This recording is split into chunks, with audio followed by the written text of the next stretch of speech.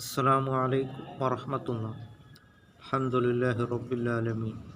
അസ്സലാത്തു വസ്സലാമു അലാ അഷ്റഫിൽ മുർസലീൻ വഅലാ ആലിഹി വസഹ്ബിഹി വസല്ലം.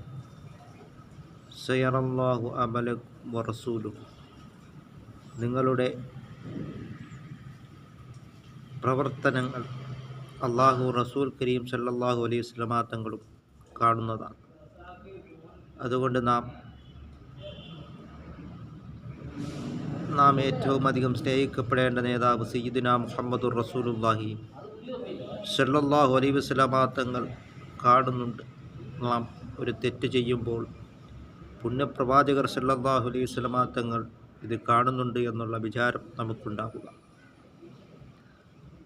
അപ്പോൾ നമുക്കൊരിക്കലും തെറ്റുകൾ ചെയ്യുവാൻ തോന്നുകയില്ല. അങ്ങനെ നാം അത്തീഉല്ലാഹ വ റസൂലഹു, അള്ളാഹുവിനെയും റസൂൽ കരീം സല്ലല്ലാഹു അലൈഹി വസല്ലമ തങ്ങളെയും നാം വഴിപ്പെട്ട് നാം ജീവിക്കുവാൻ നാം ശ്രമിക്കും. ഒരു മുഅ്മിനായ മനുഷ്യൻ ഏറ്റവും അധികം സ്നേഹിക്കപ്പെടേണ്ടത് അല്ലാഹു റബ്ബുൽ ആലമീൻ, ലോകരക്ഷിതാവായ അള്ളാഹുവിനെയാണ്. അത് കഴിഞ്ഞാൽ പിന്നീട്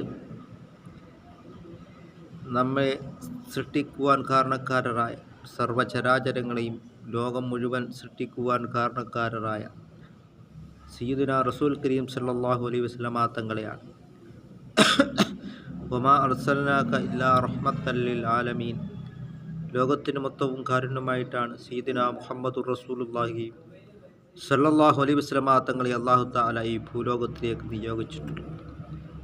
അങ്ങനെ നാം ഇത്തഖുല്ലാഹ്, അള്ളാഹുവിനെ നാം തഖ്വ ചെയ്ത് നാം ജീവിക്കുവാനും അള്ളാഹു റസൂൽ കരീം സല്ലല്ലാഹു അലൈഹി വസല്ലമ തങ്ങളും ഇത് കാണുന്നുണ്ട് എന്നുള്ളതായ ഒരു ബോധം നമുക്കുണ്ടാവുക. അങ്ങനെ നാം തോന്നിക്കഴിഞ്ഞാൽ നമുക്ക് തെറ്റുകൾ ചെയ്യുവാൻ തോന്നുകയില്ല. അങ്ങനെ നാം അള്ളാഹുവിനെ റസൂൽ കരീം സല്ലല്ലാഹു അലൈഹി വസല്ലമ തങ്ങളെയും നാം വഴിപ്പെട്ട് ജീവിക്കുവാൻ നാം ശ്രമിക്കുക. അല്ലാഹു തആല നമ്മുടെ എല്ലാ സൽക്കർമ്മങ്ങളും അല്ലാഹു തആല കബൂലാക്കുകയും ചെയ്യുമാറാകട്ടെ.